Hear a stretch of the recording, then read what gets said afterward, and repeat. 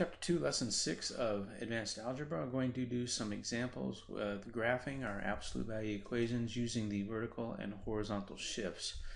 So again, as a review, what we want to do is when we look at the equation, we want to determine where the vertex has been moved. So we look at the horizontal shift, the vertical shift determining where the vertex will now be. Then we simply use the slope of 1 for the rays and graph the absolute value function. So I'm going to do 5 examples, and you can watch as many as you need, and then hopefully they'll be helpful to you. So our first example here is we have the absolute value of x plus 3 minus 4. So again, I want to determine where the vertex will be, and I'm going to have to label it. So I'm going to go ahead and use the ordered pair. So this is a positive 3, so the horizontal shift is the opposite of that. And this is a negative 4, so the vertical shift is negative 4. So I can go ahead then and label my axes, give myself a scale, and now the vertex is at negative 3, negative 4. So over 3, down 4 would be about right there, negative 3, negative 4. Now the absolute value is positive, which means the rays will open up. So I'm going to go from the vertex a slope of 1, so up 1 over 1. And then a slope of 1 for the other ray, so up 1 and over 1. Now that I have my 2 points, I can go ahead and use those to graph my rays. So the absolute value will go this way. So here we have then the graph of the absolute function. And again, as always, we want to label the vertex. Again, this is going to be a very important point throughout the year.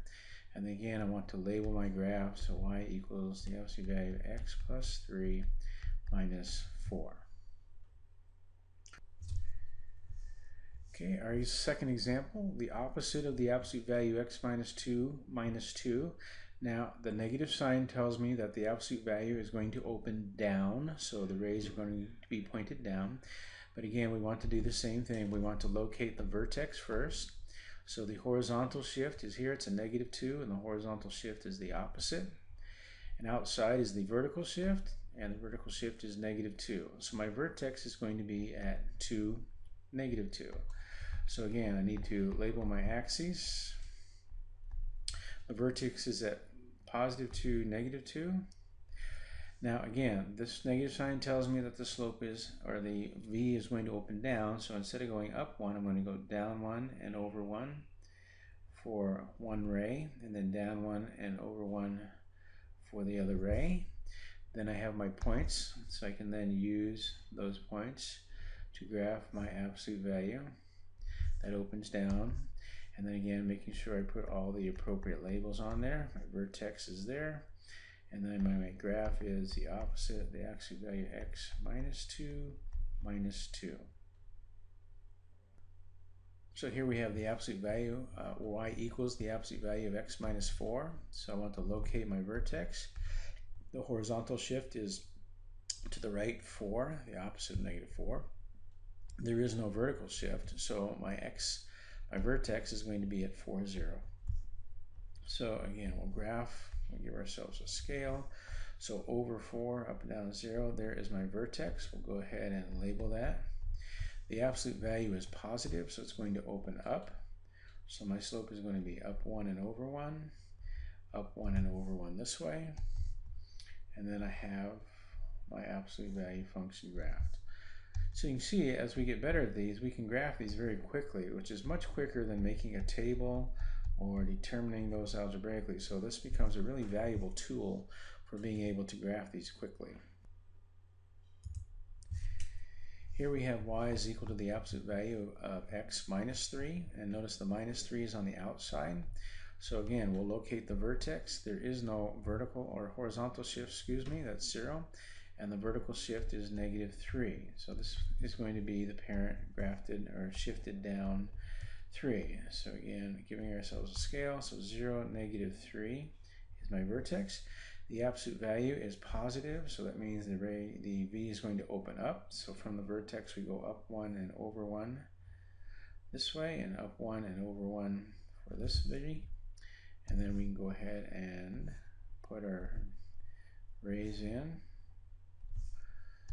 And so we have this. So the vertex is at 0, negative 3. and the graph is y equals the absolute value of x minus 3. So our final example, we have the opposite of the absolute value of x minus 5 minus 2. So again, we're going to determine the vertex. This is a negative 5, so the shift is the opposite of that. It's going to be positive 5. And then this is a shift down 2, so my vertex is going to be at 5, negative 2.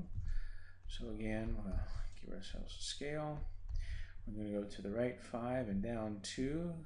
So my vertex is at negative 5, negative 2. Now it's a negative sign in front of the absolute value, which means my V is going to open down.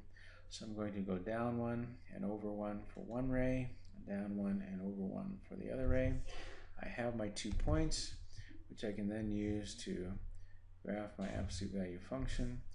So it opens down, and then we'll go ahead and label that. So the opposite of x minus 5 minus 2 would be the equation. All right, so I hope those examples are helpful. So again, what you need to do, 2 things you really want to look at: positive or negative, positive or negative to determine if the V will open up or down, and then use the horizontal and vertical shifts to determine the location of the vertex.